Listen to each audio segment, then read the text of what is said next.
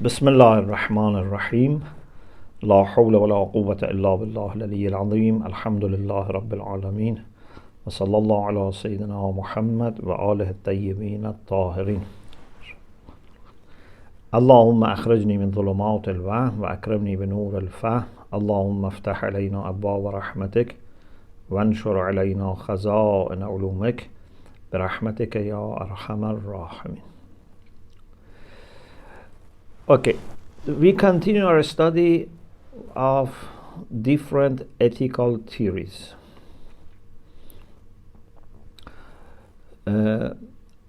One general approach, as we said, is teleological approach. It comes from telos, which means ghaya, end. So according to the teleological view, an action becomes morally right or wrong or good or bad based on the outcomes and consequences. If telling truth bears good fruits, good results, then it's good. If it bears bad results, it's bad.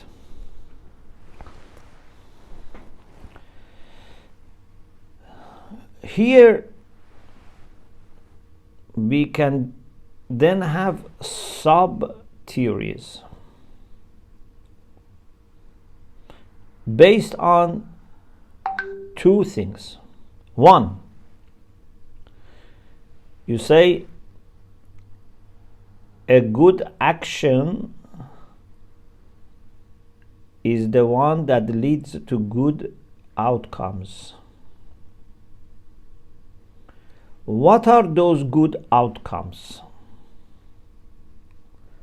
Certainly, good in the first case and good in the second sense are different. Otherwise, it would be a vicious circle if you say both of them are used in the same sense.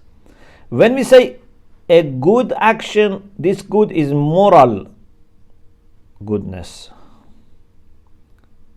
When we say leads to good consequences, that good has to be not ethical, has to be ontological, existential. Is it clear? So we say an action is morally good if it leads to some real good outcomes. What are those good outcomes that are important for you? There are different theories. Someone may say the good outcome is pleasure, ladha.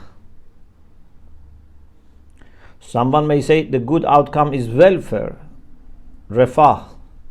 Someone may say the good outcome is self-realization and flourishment. Someone may say is peace and tranquility. Someone may say the good result is nearness to God. Okay?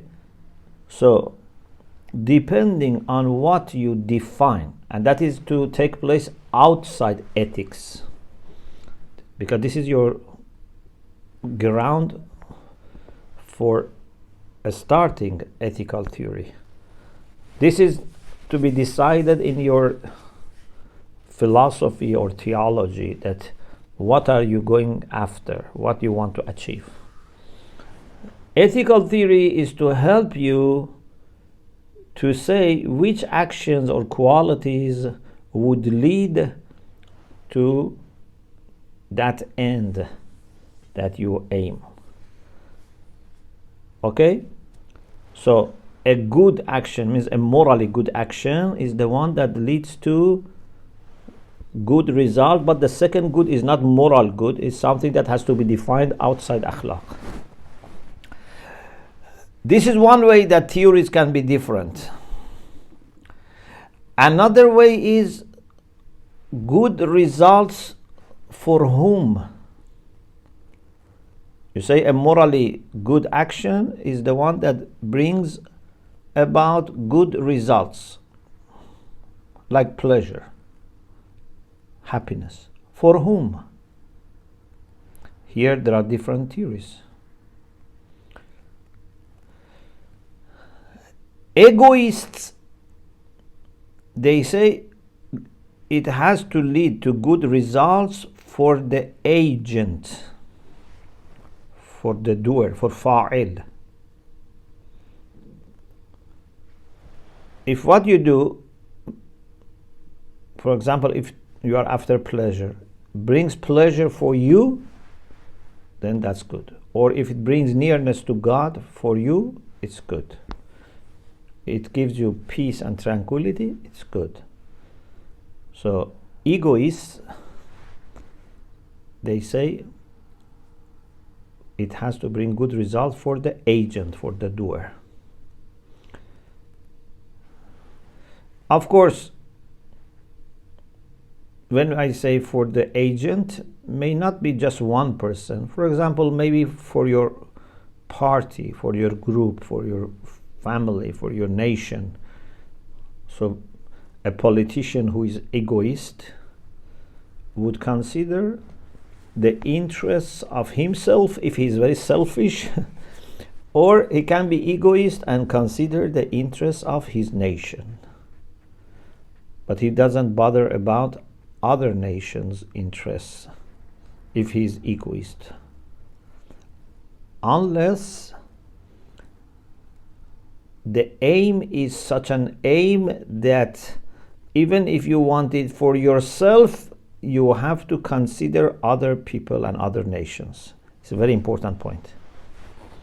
For example, if your aim is just pleasure or welfare, money, fame and reputation, self-realization in a simplistic way, okay, you just think about yourself, your group, your tribe, your nation. And others are not important. But if you are an egoist whose aim is nearness to God, or whose aim is to have virtuous life, then you know that even for your own nearness to God, you need to consider others. Because without this, you cannot get nearer to God. So you are egoist, but you are not selfish. You are after progress, but you know that your progress doesn't come without having concern for progress and well-being of other people. So this is a very important point. Okay, so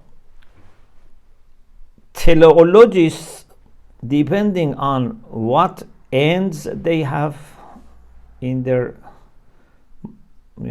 search, and to whom these good results should return, who is the beneficiary, are divided. Egoists say that it should bring good end or ends, depending whether you have one or more than one, for the agent or his group, his community, his party, his tribe, his nations. One way that they argue for ethical egoism is that they refer to an idea that some psychologists have developed, which we know as psychological egoism. So they try to support ethical egoism with psychological egoism. Those who believe in psychological egoism, they say that this is the way human soul or mind or behavior, depending on what approach you have to psychology, works. Human beings are egoists And you cannot suggest anything to them in ethics which conflicts with their nature, with the very nature. Every human being is interested in his own interests and not anything else. Therefore, in akhlaq, you should only say something and choose a theory that would match human nature.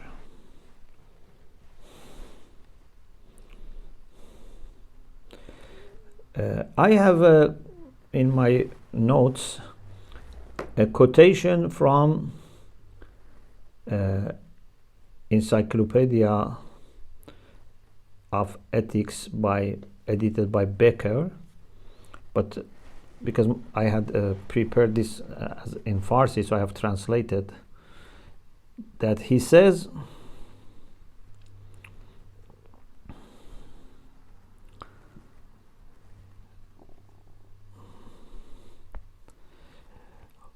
خودخواهی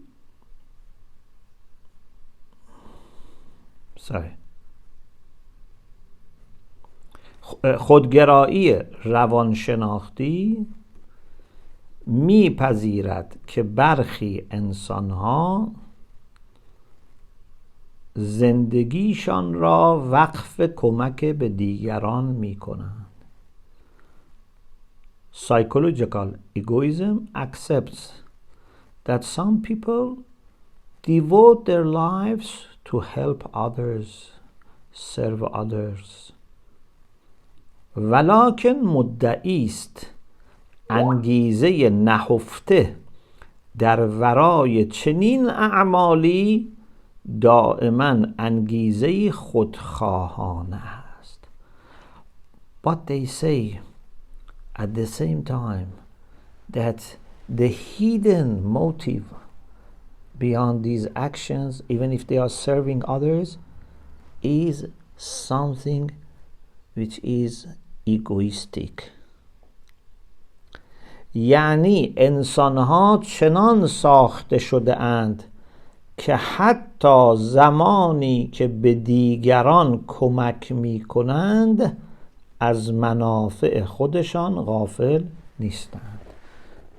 Human beings are made in such a way that even when they help others, they are not heedless about their own benefits and interests. بنابراین خودگرای روانشناختی منکر اعمال فداکارانه نیست.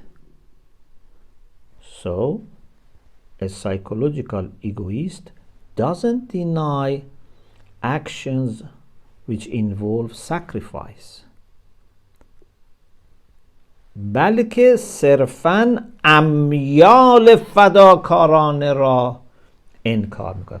They say you may sacrifice, but the motive is not self-sacrifice. You sacrifice your time, you sacrifice your money, but why? Because in this way you gain more pleasure, for example. You feel better. Or you want reward from God. Or you want to get nearer to God. Inshallah, I will talk about this, that, many moral philosophers in Islam, they have this idea of hubbul dhat, and they think everything goes back to hubbul dhat, self-love, even our worship, etc. So, psychological egoism says that this is the way we are made. And psychological egoism can be then based as a support, as a foundation, as an argument for ethical egoism. If we are made in this way, then you cannot suggest anything else, because it would conflict with our nature. But then someone may say, if we are made in this way, then what is the role of ethics? We are already doing this. So why we need ethical theory to tell us that a morally good action is the one that leads to your good, interests and benefits and to your end? We are automatically doing that. So someone may say this counter argument against using psychological egoism. I repeat, someone may say, suppose we accept psychological egoism, but then what is the role of ethics? If you are automatically doing this and we cannot suggest you anything else, then why we need ethics? The answer, if we want to answer on their behalf, can be maximum this, nothing more than this. That the role of ethics is then not to tell you to do something against your nature or against your mind. The role of ethics is to educate you how to better serve your own interests. You understand?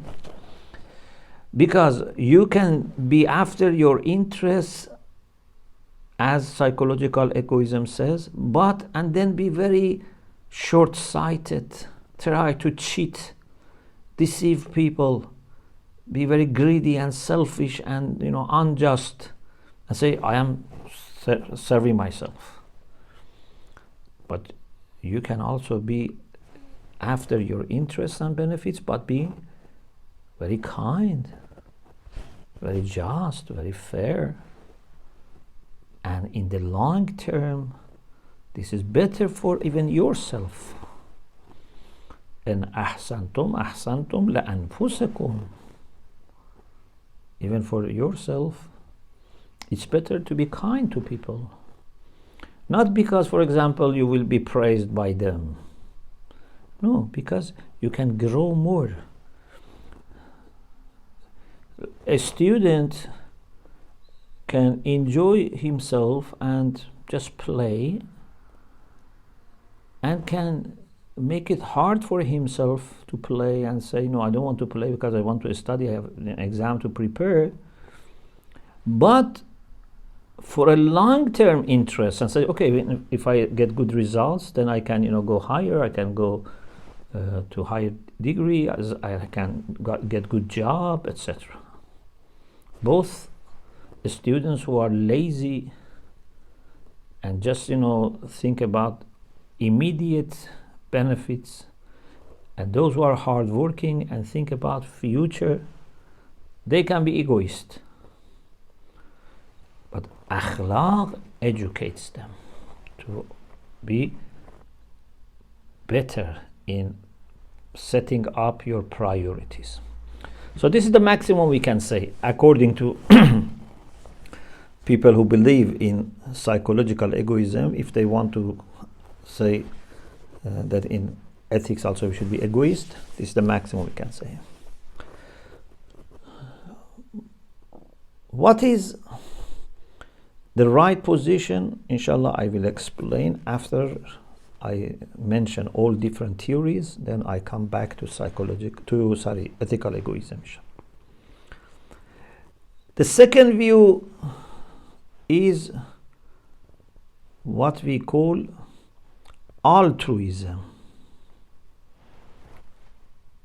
Altruism is not saying that good results should reach you, you are the beneficiary. It says ethics starts when you are concerned about others. Degargerai, altruism. So they say a good action, means a morally good action, is the one that leads to good results or ends for others. For others, not yourself. According to these people, as long as you are thinking about yourself, you are not ethical. You're not moral. Forget yourself. think about others. So altruists, they are concerned about others. They say this is the beginning of akhlaq. For example, when it comes to environment, don't think about yourself or your children only. Or it's better to say, don't think about yourself and your children. Think about others. Think about other human beings, think about other generations, think about animals, about plants, etc. They may mean by others human beings only, or they may extend it even to unintelligent beings when they say others. If you are very careful, maybe a good question comes to your mind. What about me?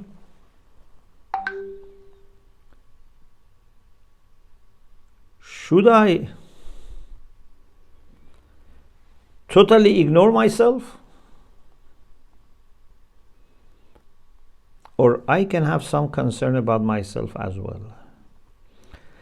Again, the best I think we can say on behalf of altruists is to say this,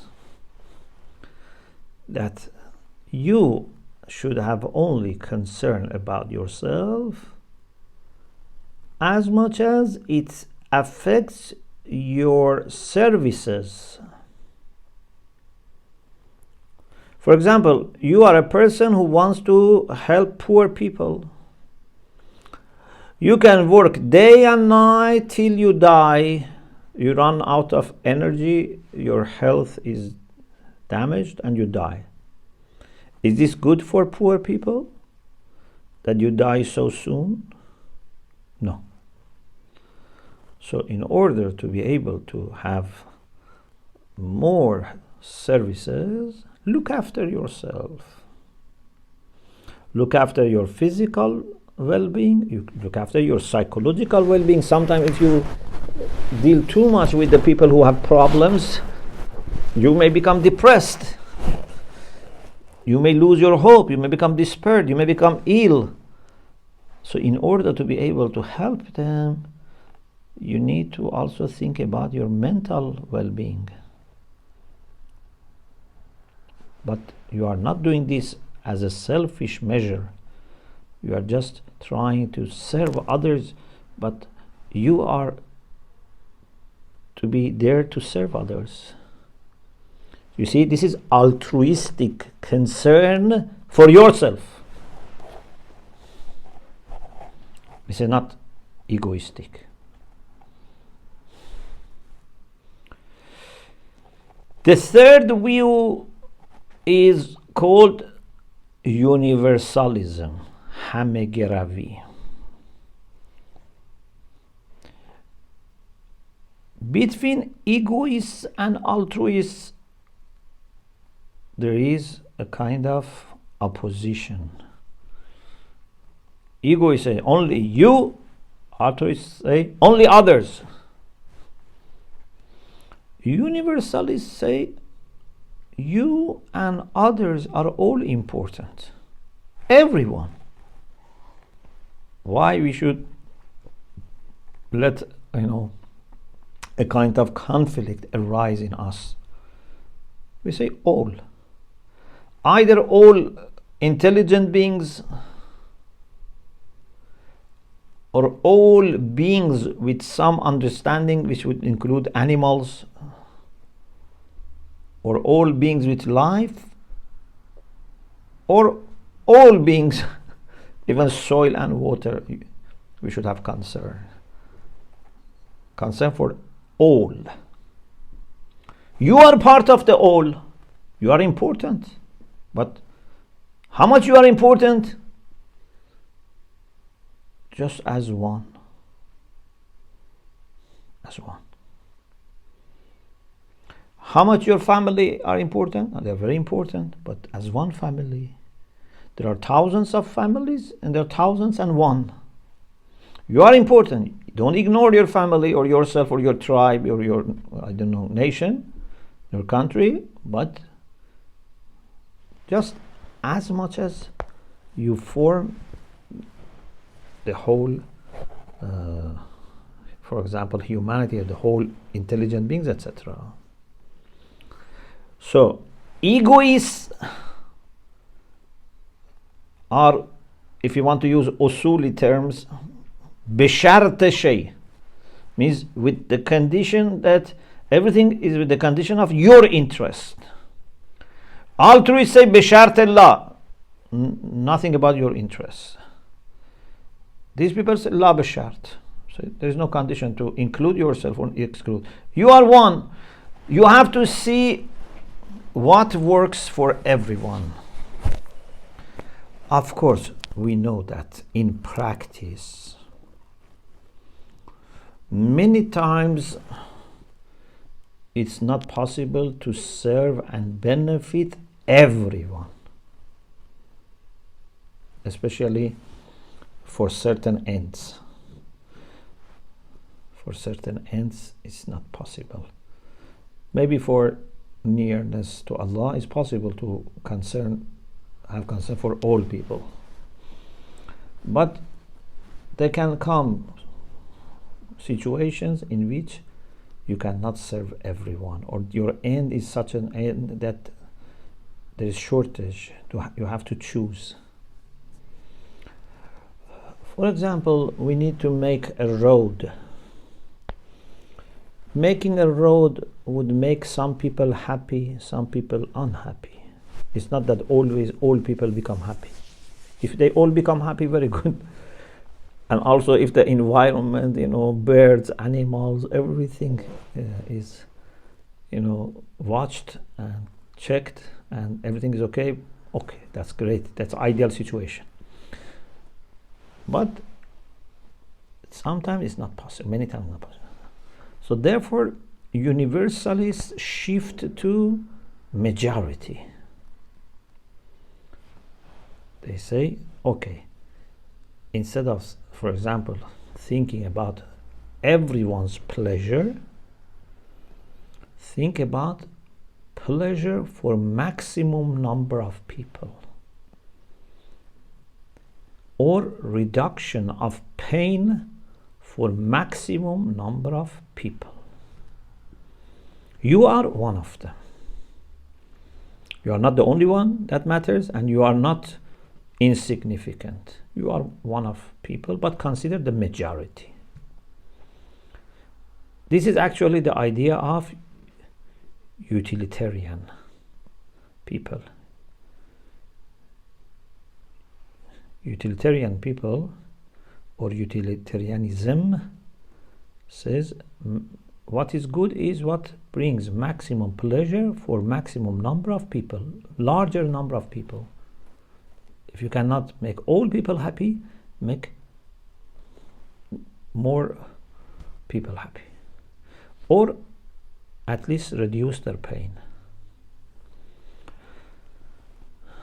So egoism, altruism, universalism, these three are three types of teleological view. The one which has been very popular in the 19th and 20th century was universalism in the form of utilitarianism,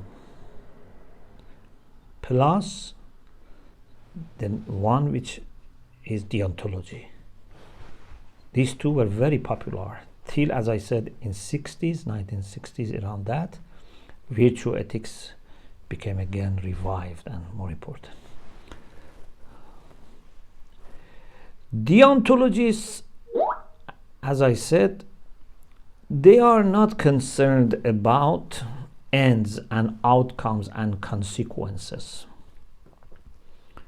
What is important is you should act upon your moral responsibilities, moral duties, moral obligations. Immanuel Kant, the German philosopher, as I said last week, the last session, distinguish between ethics and prudence. In prudence, you are thinking about your interests. I am a shopkeeper. I have a business. If I am honest, I will make more money because people come and buy from me more. So I say I should be honest, I should tell the truth, I should give good quality, I should keep my promises because I want to make more money. He says this is not ethics. Even if you do all these things, it is not ethics or ethical. You should do these things regardless. For example, you know that whether you do these things or not, you are going to make the same money. Or maybe even you may make less money if you are honest. But if you are an ethical person, you would not compromise about your duties. Consequences are not important. Of course, then after Kant, some thinkers try to develop this further, to bring some modifications, but they are in spirit, in principle, committed to idea of Kant. This was also has been very popular in the West, along with utilitarianism in recent, time. The third approach is virtue ethics, which is a revival of Aristotelian approach. I said Alistair MacIntyre introduced this again, but he's not the only one. According to some people, Anscombe, a lady who in 1958 wrote a book and revived virtue ethics. And then people like MacIntyre, etc., they took it further. Both teleological view and deontological view focus on action.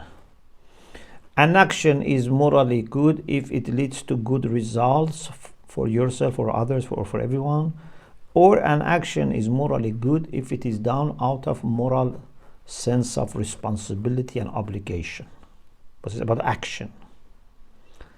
In virtue ethics, the focus is on qualities of the soul. Remember, in the first session we said, some people say subject matter of akhlaq is only actions. We say both actions and qualities. So virtue ethics is focusing more on qualities. If you develop virtues, then every action which is compatible with those virtues is morally right, morally good.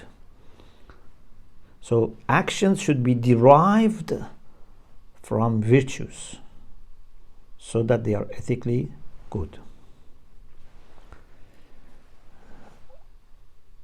This is a revival of Aristotelianism.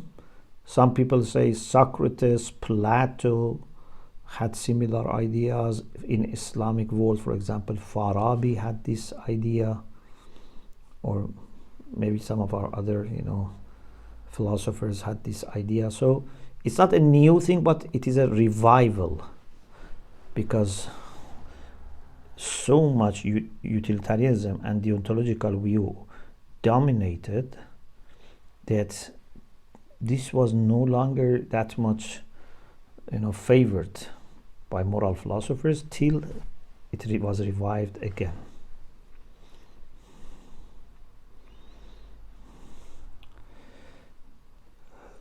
What is our view? If you read recent books on moral philosophy from Islamic perspective, you see some authors have said that in Islam we are teleological and egoist, because we believe that we do everything for good results, for masalih and mafasid, which are real, to secure masalih and interests and to avoid harms, and because we have hubbullah, so everything we do it for ourselves. You find some people who argue like this. Some people say we are deontologists because for us taklif is very important. We should do everything as a response to the obligations and instructions received from Allah subhanahu wa ta'ala. Even some people, for example, say, late Imam Khomeini used to say, amal be wazife is the main thing. Whether we are going to succeed or not, it's not important. We should act upon our duty, upon our responsibility. Amal be wazife. So mostly these two are mentioned by contemporary writers on Islamic moral philosophy. Either egoism as part of a teleological view, or, for example, deontological view. And some people say, no, virtue ethics, for us, virtues are very important, and this is the way that Muslim ethicists also welcome the Aristotelian approach, etc. So people are not saying the same thing. But my understanding is, and perhaps it's not very complicated, that in Islam we care for both actions and qualities. We said relatively qualities are more important because action is taking place at once, but qualities remain with us for years, and many things can be coming out of these qualities. Plus, qualities are very much part of us, and when we are resurrected with our qualities. Although actions are important, but the main thing which is part of us is our qualities. So actions are important, qualities are important, qualities are relatively more important. But when it comes to theory of ethics, we can first decide about what makes an action good, and based on that say those virtues that facilitate such actions are good. Or we can say which qualities are virtuous because they grow human soul, and then say which actions are originating from or are suitable for these qualities, they are good. For example, if generosity as a quality is good, then to give to the people as an action, to donate, for example, money, becomes good because generosity is good. So I can say generosity is good, is part of human perfection, and then giving donation is good because it's coming out of generosity or is suitable with generosity. Maybe a person has not yet developed generosity, but this generous act is suitable for generosity, and if you act upon it again and again, you can develop the quality of generosity. Or we can say giving donation to a needy person has good results, good outcomes for yourself and others, or whatever is your mabna and your position. If you are egoist, you say it's good for yourself. And then when we establish that donation to a needy person is good, then we can say quality of giving, which is generosity, is good. So we can go both ways. From actions, we can establish what are qualities which are virtuous, or from virtues, we can establish which actions are good. And I think both ways are possible. And our theory, in my humble view, does not need to be either virtue ethics or teleological or deontological. Our theory can have part of its study about virtues and qualities of the soul which are positive, and part of it about actions. So I don't think we should limit ourselves to this. We can agree with virtue ethics to some extent. We can agree with deontological view to some extent, and we can agree with teleological view to some extent. So let us first start with teleological view and deontological view, because each of them has something positive, but which one is better? For example, deontological view is good, it's strong, because of emphasis on intention. Niyya is very important for deontologists. For teleologists, niyya is not important unless, guess, can anyone guess when niyya is important for teleologists?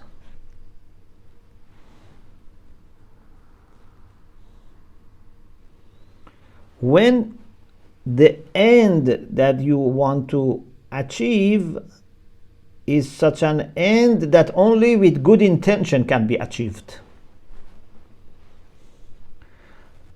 If your aim is ladha, pleasure, especially in the hedonistic sense, if that is your end, niyya is not important. You want to get pleasure, whether you are sincere or you are showing off, it doesn't matter.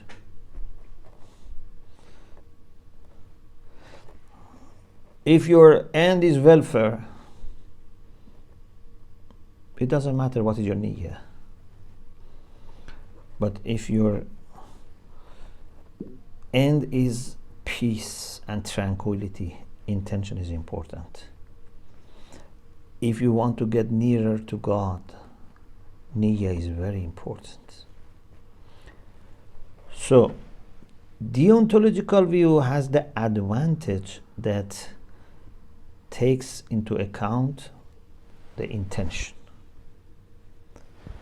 Teleologists, as such, they don't take it into account, but our theory can be teleological and take niyyah into account, into consideration, depending on the end that we have.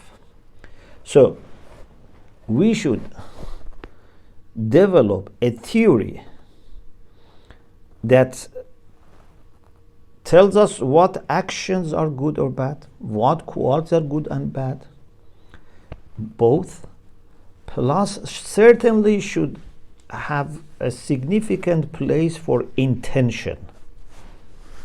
Intention is very important. Then, a very fundamental issue is the issue of hubbu dhat. And this needs a session. So I think I stop here and discuss the issue of hubbu dhat, inshallah, in the next session, to see whether we have to accept hubbu dhat as the only thing that motivates us, or there can be other things. Please, you also study any books available. If you have teachers, to ask them. Be prepared for discussion about hubbu dhat in the next session. I would be happy to listen to you first, and then inshallah I can start. Also, we would have a review of what we studied this week. Alhamdulillah Rabbil Alameen.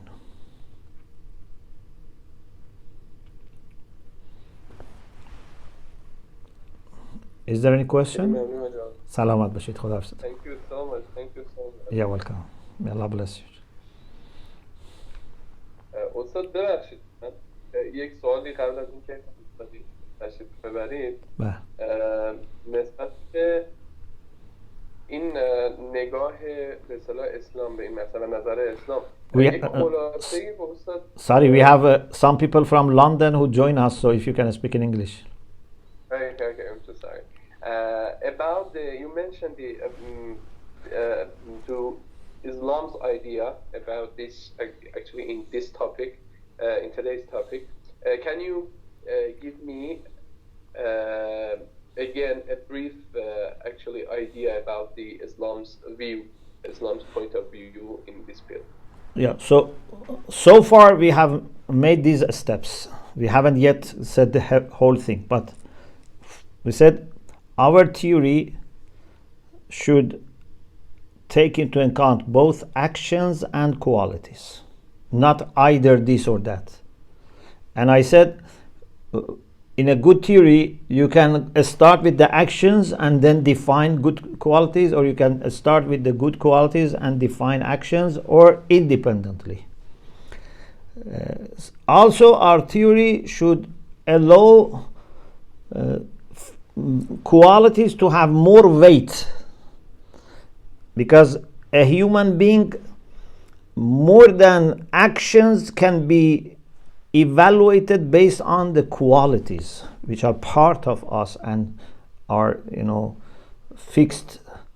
And when we are resurrected, the main thing which is resurrected is our beliefs and qualities. Our actions are very important, but actions do not necessarily become part of us unless you keep doing something and becomes your quality. The other thing that we said so far is that intention is very important, and we should allow in our ethical theory great space for intention. Inshallah, we will talk about it more, but it's very clear that in Islamic view, إنما الأعمال بالنيات, or النية أساس العمل, or لكل امرئ ما نوى. So this point that deontologists say is important, but we don't need to be deontologists to talk about intention, because I said even according to teleologists, there is a chance that you define an end which needs good intention. So far we have explained these things, but we are still continuing, and then inshallah, little by little, we develop our normative theory. But there are many meta-ethical issues also that we may talk about it. But for our normative ethics, we need to choose between these three. Okay. Thank you so much. May Allah bless you, inshallah. See you, inshallah, next week. Inshallah. Iltimas dua.